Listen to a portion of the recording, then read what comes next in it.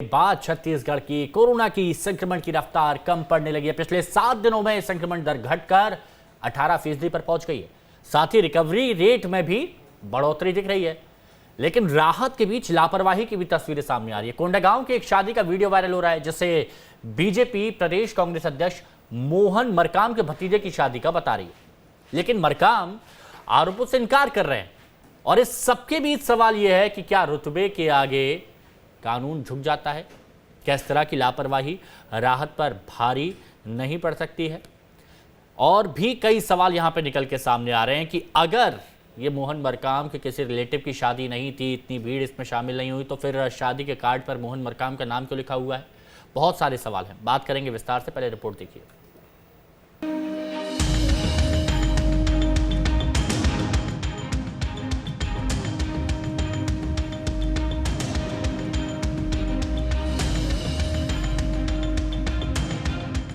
एक महीने से संक्रमण की तेज रफ्तार झेल रहे छत्तीसगढ़ के लिए राहत की खबर सामने आई है। प्रदेश में संक्रमण की दर कम होने लगी है, वहीं मौत का आंकड़ा भी कम होता दिख रहा है। आंकड़ों पर गौर करें तो 7 दिन में संक्रमण की दर 26% से घटकर 18% हुई। रविवार को प्रदेश में 48,732 टेस्ट हुए, जिनमें 9,120 कोरोना मरीजों की पुष्टि हुई। रविवार को हर 100 टेस्ट में 18 पॉजिटिव मिले। इससे पहले 3 मई को हर 100 जांच पर 26 पॉजिटिव मिले थे। रविवार को 13,243 संक्रमित स्वस्थ हुए। रविवार को कोरोना से 189 मरीजों की मौत हुई। रविवार तक छत्तीसगढ़ में 8,51,476 संक्रमित हो चुके हैं। वहीं 7,14,359 कोरोना मरीज ठीक हो चुके हैं। रविवार तक प्रदेश में एक्टिव केस की संख्या 1,26,547 रही। राहत के बीच लापरवाही की तस्वीर सामने आ रही है। बस्तरों में आंध्र प्रदेश से पलायन कर आ रहे मजदूरों से आंध्र प्रदेश स्ट्रेन का खतरा बढ़ गया है। प्रशासन नए स्ट्रेन को आने से रोकने के लिए सभी इंतजाम कर रही है। पड़ोसी राज्यों को जोड़ने वाली सभी सीमाएं सील की गई हैं। चेक पोस्ट बनाकर जांच की जा रही है। इसके बावजूद ग्रामीण जंगल के रास्ते से एंट्री कर रहे हैं, जिससे प्रशासन की चिंता बढ़ गई है। यही नहीं, बीजेपी ने कोंडागांव जिले की एक शादी का वीडियो जारी किया है, जिसमें कोरोना गाइडलाइंस की धज्जियां उड़ाते भारी भीड़ जमा है। बीजेपी शादी के कार्ड और वीडियो जारी कर प्रदेश कांग्रेस अध्यक्ष मोहन मरकाम को घेरने की कोशिश की है। बीजेपी का आरोप है कि शादी मोहन मरकाम के भतीजे की है। जो प्रदेश का नेतृत्व करता है, कांग्रेस पार्टी के अध्यक्ष हैं, और जो लोगों को एक दिशा देते हैं, वो लोग जब इस तरह की गलतियां करते हैं तो उनसे कहीं ना कहीं समाज भटकता है। और छत्तीसगढ़ में जिस तरह से कोरोना का संक्रमण बढ़ा है, और मोहन मरकाम जी और उनके बहुत सारे लीडर्स, उनको श्रेय जाता है हमारे छत्तीसगढ़ में कोरोना संक्रमण को बढ़ने का।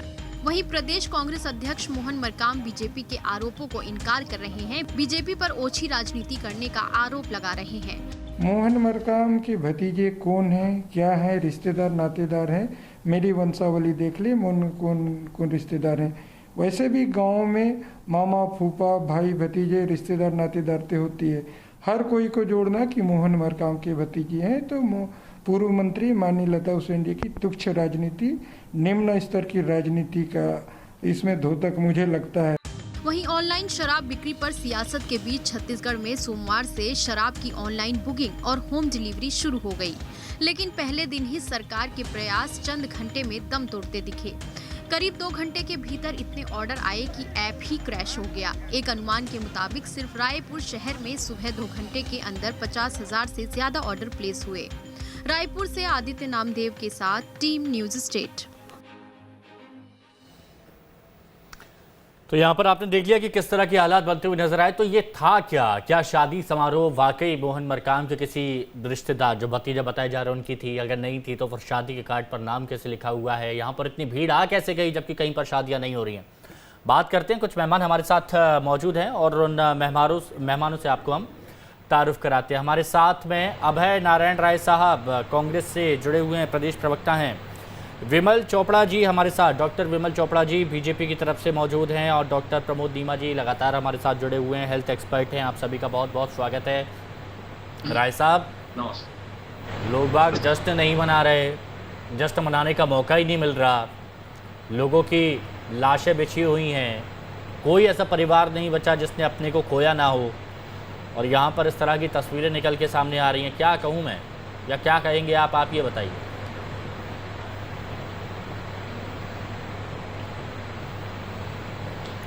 हिमांशु जी, अभी आपने उस तस्वीर को दिखाया है और मोहन मरकाम जी का बयान भी आपने दिखाया है। हाँ जी। जब स्वयं मोहन मरकाम जी का बयान आ गया तो इस पे कहने को कुछ बचा नहीं है, लेकिन जिसकी भी तस्वीर हो, जिसकी भी शादी हो, ऐसी बातें कोविड काल में नहीं होनी चाहिए। और जो कोई भी वो था, जिसकी भी शादी थी, वो एक नियमों के तहत ही चलनी चाहिए। यदि ऐसी कोई शादी हुई है तो भारतीय जनता पार्टी उसकी आपत्ति दर्ज करवाए, शिकायत करे, उस पर कार्रवाई होगी। नहीं, अच्छा, और वहाँ के एसपी डायरेक्टर से भी बात की जाएगी। मेरे को एक सवाल का जवाब दे दीजिए। कोविड नियमों का मुझे आपकी एक बात बिल्कुल अच्छी नहीं लगी। उस पर कार्रवाई होगी। राय साहब, मैं इतने वक्त से आपसे बात करता आ रहा हूं, मुझे लेकिन ये वाली बात आपकी आज बिल्कुल अच्छी नहीं लगी। माफी के साथ ये बात मैं बोलूंगा। आपने बोला कि भारतीय जनता पार्टी आपत्ति दर्ज कराए। भारतीय जनता पार्टी कौन होती है आपत्ति दर्ज कराने वाली? आपके अधिकारी क्या कर रहे हैं वहां पर? उनको नहीं पता चल रहा? वो लोग नहीं करा सकते हैं? मतलब बीजेपी कराएगी तभी कार्रवाई होगी? अभी आप उस वीडियो को मीडिया में किसने जारी किया? अभी मोहन मरकाम जी ने नाम भी लिया भाजपा के एक नेता का। इसलिए मैं कह रहा हूं कि अगर भारतीय जनता पार्टी को कहीं कोई चीज दिखती है कमी, तो भारतीय जनता पार्टी विपक्ष में है, कमी दिखाना चाहिए। कमी दिखाएगी, हम उसका स्वागत कर रहे हैं, हम उसमें आपत्ति नहीं कर रहे हैं। वो तो बकायदा रिपोर्ट दर्ज कराए। डॉक्टर विमल चोपड़ा जी, केवल मीडिया में बयान ना बनाए, उस पर अपना मोहन मरकाम जी स्पष्ट कह रहे हैं कि मेरा कोई लेना देना नहीं है, मेरा कोई नातेदार रिश्तेदार नहीं है। उनका इनकार है। कांग्रेस ने भी स्पष्ट कर दिया है। तो फिर ये सब क्या है जो बीजेपी जारी कर रही है? बताइए जरा, स्थिति स्पष्ट हो जाए तो फिर दिक्कत नहीं। ऐसा है कि जिम्मेदार लोग यदि इस प्रकार का व्यवहार करेंगे तो आम जनता कैसा व्यवहार करेगी? आप देखिए, मुख्यमंत्री जी जो हैं क्रिकेट स्टेडियम में बिना मास्क के हजारों की भीड़ के बीच में रहते हैं। तो जनता जिनको ये समझती है कि प्रदेश उनके पीछे चलने वाला है, वैसे लोग यदि इस प्रकार का व्यवहार करेंगे तो जनता क्या देखेगी, क्या समझेगी? डॉक्टर चोपड़ा सुनिए ना, वो तो ये कह रहे हैं कि मेरा तो कोई लेना देना ही नहीं है ना। बीजेपी कह रही है, ये बीजेपी फ्रेम कर रही है कि ये सिर्फ ठीक है। हाँ, मेरा कहना है लेना देना नहीं है, ठीक है। अभी राय साहब बोल रहे थे कि जानकारी में आई है। आपकी जानकारी में है, आप भारतीय जनता पार्टी को क्यों देख रहे हैं? आप यदि उसको गलत मान रहे हैं तो आप शिकायत कर दीजिए। आप बोल दीजिए कि भाई इस प्रकार का हुआ जाए। ये इस प्रकार की बातें करना कि भारतीय जनता पार्टी उसकी शिकायत करे, भारतीय जनता पार्टी के लोग जाएं, अरे एक जिम्मेदारी है सबकी, हम सबकी जिम्मेदारी है कि कोरोना को रोका जाए और जनता इसके लिए सरकार के साथ है। भारतीय जनता पार्टी भी सरकार के साथ है कि कोविड-19 को रोका जाए, लोगों की जान बचाई जाए और इसमें किसी प्रकार की राजनीति नहीं होनी चाहिए। मैंने वो वीडियो पूरा देखा नहीं है, मैं लेट से जुड़ा, इसलिए मोहन मरकाम जी का उससे क्या संबंध है ये मेरी जानकारी में नहीं है। लेकिन यदि किसी इस प्रकार की शादी में, भीड़ भरे समारोह में कोई नेता जिम्मेदार व्यक्ति जाता है तो ये एक बड़ी आपत्तिजनक बात है और इससे कम से कम नेताओं को बचना चाहिए। नहीं, ये बात तो आपने बिल्कुल सही कही है कि इससे नेताओं को यहाँ पर बचना चाहिए। लेकिन ठीक है, मोहन मरकाम जी का नाता ना भी हो शादी से, कार्ड में यूं ही उनका नाम छाप दिया हो किसी शरारती तत्वों ने, ठीक है, वो जांच का विषय है। लेकिन राय साहब, एक बात तो आप मानेंगे ना कि तस्वीरें आप देखेंगे तो बहुत डीजे बज रहा है वहाँ, बहुत सारे लोग वहाँ पर मौजूद हैं। या तो आपकी पुलिस पूरी तरह से सुस्त हो गई है कि इतना बड़ा प्रोग्राम होता है, इतनी भीड़ जहाँ पर जुट जाती है, लोग मटक रहे हैं, डांस कर रहे हैं और पुलिस को कानो कान खबर नहीं आती। साउंड सिस्टम देखिए कैसा लगा हुआ है लाइटों का।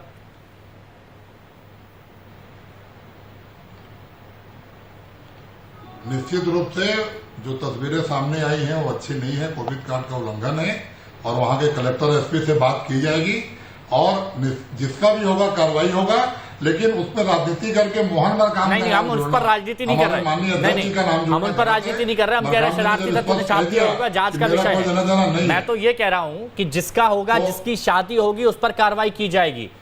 लेकिन जिसकी जिम्मेदारी बनती है व्यवस्था रखने की, व्यवस्था बनाने की, उस पर कार्रवाई करेंगे क्या?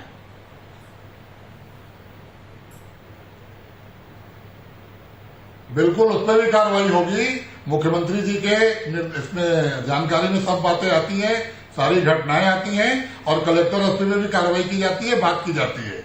अभी कोविड काल में भी लगातार उन पे बात हो रही है और जहां ऐसी प्रशासनिक गलतियां मिलेंगी उनको बख्शा नहीं जाएगा। हाँ, अगर आपकी बात हो तो आप जरूर ये क्लिप दिखाइएगा उन्हें, ये वीडियो दिखाइएगा। आप चाहें तो मैं व्हाट्सएप आपको कर दूंगा, तो आप ये दिखाइएगा कि देखिए कि कैसे जस्ट बन रहा है ना। तो देखते हैं कि कितना जल्दी एक्शन अभी हम लोग, हाँ डॉक्टर साहब भी हमारे साथ में, अभी हम लोग, हाँ जी बताइए सर, बताइए। अभी हम लोग आधे घंटे पहले मुख्यमंत्री जी के साथ वीडियो कॉन्फ्रेंसिंग में थे और सारी बातें उनसे हुई है। हाँ अच्छा ठीक है। डॉक्टर प्रमोद नीमा जी भी हमारे साथ में है। डॉक्टर साहब, ये छत्तीसगढ़ की स्थिति जो भी बहुत ख़राब थी, अब कहा जा रहा है कि धीरे धीरे सुधर रही है। हम ये नहीं कह रहे कि सुधर चुकी है, लेकिन छत्तीसगढ़ की जो सूरत हाल है उसको देखते हुए आपको क्या लगता है कि यहाँ पर रिकवर होने में पूरी तरह से अच्छे तरीके से कितना वक्त लग सकता है और क्या सावधानी यहाँ पर रखनी चाहिए अभी?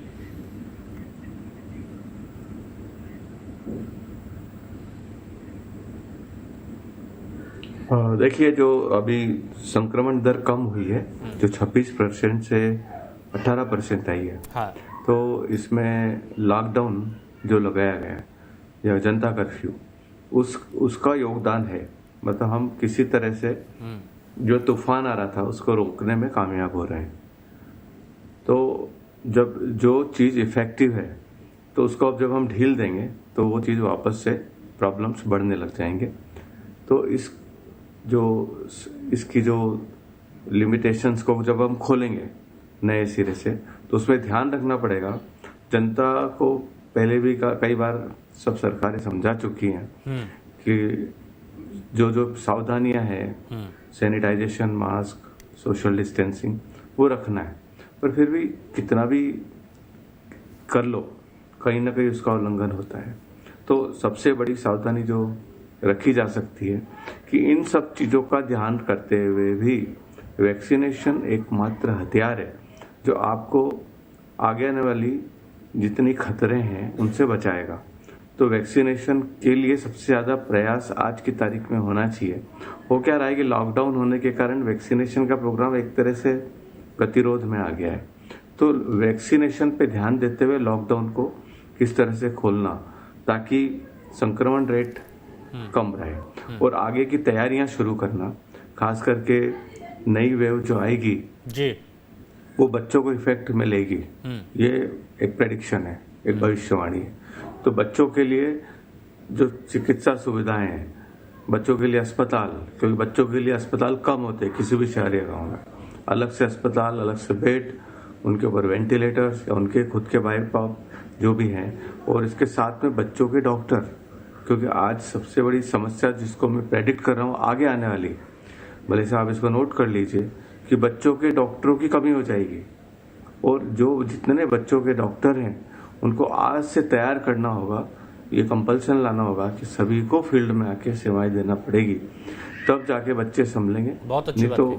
जो दूसरी जो महामारी का जो कहर आएगा वो बच्चों पे आएगा और निश्चित रूप से ये हमारे देश को, हमारे प्रदेश को, सबको कमजोर करेगा।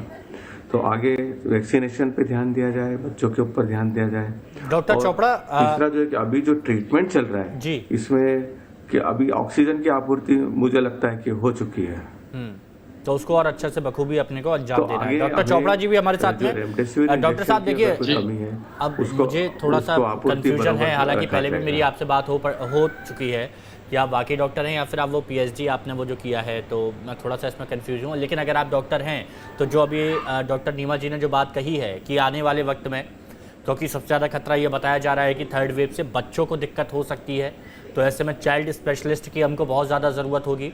तो और क्या एहतियात यहाँ पर है जो आप चाहेंगे कि राज्य सरकार उसको ध्यान में रखते हुए चले कि भविष्य में हमें यहाँ पर कमी पड़ सकती है, यहाँ पर हमको फोकस करना है और वर्तमान स्थिति में यहाँ पर कमी हो रही है और ये हमें पूरा करना है? जी, किससे पूछा? आप ही से मैं पूछ रहा हूँ। आज मेरे से? हाँ। जी। नहीं, देखिए ऐसा है, जो डॉक्टर साहब ने कहा कि ये लॉकडाउन का असर है कि आज छत्तीसगढ़ में कोरोना का संक्रमण कम, अभी हमको बहुत सावधानी बरतने की जरूरत है और वास्तव में कोरोना को यदि हमको समाप्त करना है तो उसका एक ही रास्ता है, वैक्सीनेशन। सही है। यदि वैक्सीनेशन हम नहीं करेंगे तो लगातार लॉकडाउन की प्रताड़ना हमको झेलनी पड़ेगी, क्योंकि अभी कोविड का संक्रमण कम हुआ है। कुछ दिन बाद यदि लॉकडाउन हम खोलते हैं तो फिर संक्रमण बढ़ेगा और उसका एक ही इलाज कि हम वैक्सीनेशन की तरफ ध्यान दें और जो हमारा मास्क है, सोशल डिस्टेंसिंग है और सैनिटाइजेशन का काम है, ये पूरा करें। अभी मैं कांग्रेस के प्रवक्ता जी की बात सुन रहा था कि मोहन मरकाम जी का नाम उस कार्ड में है, कि यानी एक इतने बड़े नेता का नाम कार्ड में छपे और उस शादी में इस प्रकार की व्यवस्थाएं हो जहां किसी प्रकार से कानून का पालन ना हो। तो सबसे पहला काम तो मोहन मरकाम जी को करना चाहिए, उस व्यक्ति के विरुद्ध एफआईआर दर्ज करानी चाहिए कि उसने मेरा नाम कार्ड में कैसे छापा। बहुत अच्छी बात है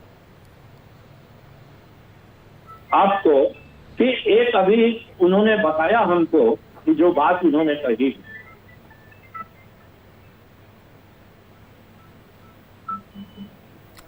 चोपड़ा साहब फिर आता हूं मैं आपके पास। थोड़ा सा संपर्क विच्छेद हो गया है लेकिन जोड़ूंगा जल्द। राय साहब हमारे साथ में जुड़े हुए हैं। अभय नारायण राय साहब, अभी आप सुन रहे होंगे डॉक्टर साहब को, नीमा जी को बात कर रहा हूं मैं, चोपड़ा जी की बात नहीं कर रहा हूं।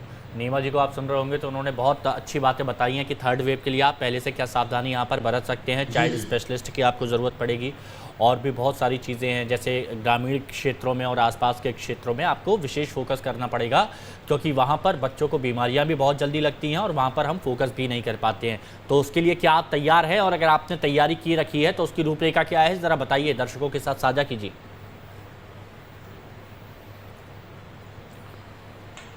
देखिए, जो दूसरी वेव आई हमारी उम्मीद से ज्यादा आई और ऐसा लगा कि हमारी तैयारियां लड़खड़ा गई थी। हम उम्मीद कर रहे थे कि इसको हम सह लेंगे, निकाल लेंगे, लेकिन संक्रमण की दर अचानक बढ़ी और ऑक्सीजन की कमी महसूस होने लगी लोगों में। तो बहुत सी बातें डॉक्टर साहबों ने, देश के वैज्ञानिकों ने समय समय पर जारी करके हम सबको चेतावनी दी है। तीसरी वेव की बात भी डॉक्टर साहब ने कही, उसको लेकर सरकार संजीदा है, पूरी बातों को ध्यान से सुन रही है और हम पूरी कोशिश कर रहे हैं कि तीसरी वेव में दूसरी वेव की गलती हम नहीं करेंगे। जो आवश्यकता हमको पड़ेगी उस आवश्यकताओं के लिए हम सब तैयार रहेंगे। हम गलतियां नहीं करेंगे, हमने तैयारी की हुई है, समाज के लोगों हम तैयारी कर लेंगे, हम तैयारी कर लेंगे। मैं ये तो सर नॉर्मली अगर मुझसे कोई पूछा जाएगा कि यूपीएससी आप क्रैक कर लेंगे तो मैं कह दूंगा कि यूपीएससी में क्रैक कर लूंगा, लेकिन करूंगा क्या, उसके लिए तैयारी, कुछ प्लानिंग तो होगी ना मेरी। तो वो मैं आपसे पूछना चाह रहा हूँ कि आप लोगों ने कुछ चिन्हित तो किया होगा ना, प्लान बनाया होगा, वो एक्शन प्लान बता दीजिए।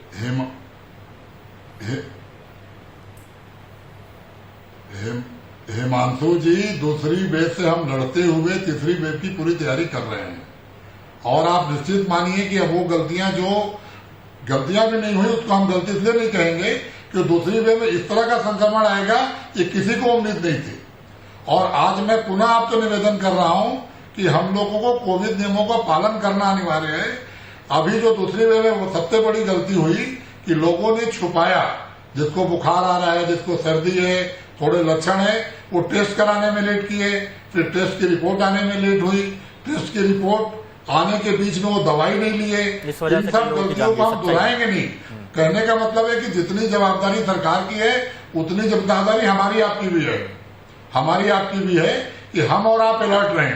आज बार बार कहा जा रहा है घरों से मत निकलिए, उसके बाद हम निकलते हैं तो हमको लॉकडाउन लगाना पड़ता है। लॉकडाउन लगाने के बाद भी हम दवा लेने के बहाने, दूध लेने के बहाने भीड़ निकल रही है और जहां वैक्सीन लगाना वहां लोग नहीं जा रहे हैं।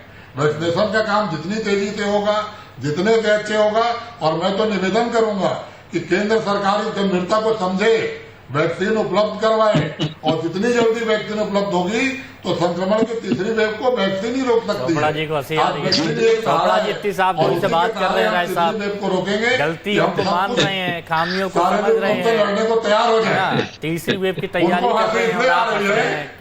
क्यों चोपड़ा जी बताइए। नहीं देखिए, बड़ी हंसी आ रही थी मेरे को। चोपड़ा जी इसलिए हंस रहे हैं कि उनके ऊपर जनता हंस रही है।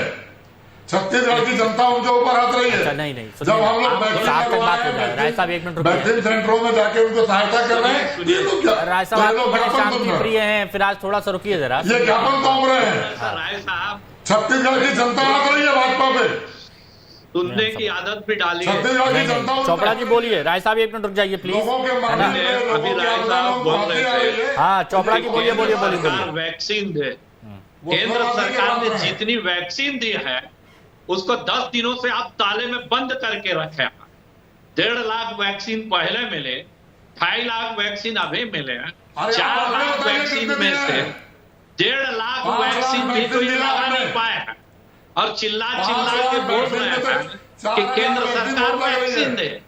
अरे 10 दिनों में तो आप वैक्सीन, आपकी नीति ऐसी थी कि आपने 40,000 वैक्सीन वैक्सीन आने बोल के रही है। बाद लोगों को वैक्सीन से वंचित हाँ, रखा, 40,000 लोगों को वैक्सीन लगी है। वैक्सीन लगाने नहीं दिया।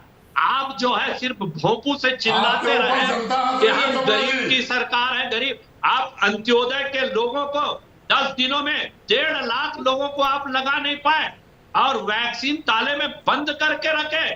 ये एक प्रकार का अपराध है, ये क्षम्य नहीं है किसी भी प्रकार आपको पे। पता ही नहीं है, वैक्सीन आपको आंकड़े पता नहीं है, उसका भी उपयोग नहीं कर पाए। आपको आंकड़ा ही पता नहीं है चपड़ा जी। पा रहे हैं। पहले आंकड़ा लेके आइए, लोगों को पहले वैक्सीन लगाएंगे। पहले आंकड़ा लेके आपकी आइए, सरकार देखिए यही होता है हर तरह से राय साहब, यही असफल होता है। मैं हमेशा कोशिश करता हूं किसी को रोकूं नहीं, किसी को टोकूं नहीं। मेरी कोशिश यही होती है कि छत्तीसगढ़ की जनता से जुड़े हुए मुद्दे आप लोगों के सामने रखूं, आप उसका समाधान कर दें। लेकिन नहीं, जैसे ही वो सवाल- समस्या में आप लोगों के सामने रखता हूं, वो समस्या और विकराल ऐसा ही रूप धारण है, कर सुजी। लेती है, उलझ जाती है यदि वो और बात उलझती ऐसी नहीं है करने कि देंगे सुलझाए राय नहीं सुलझती। खैर, और जनता की सुनेंगे समस्याएं हैं, नहीं। उन पर ध्यान दीजिए प्लीज। बहुत बहुत शुक्रिया आप सभी का हमारे साथ जुड़ने के लिए।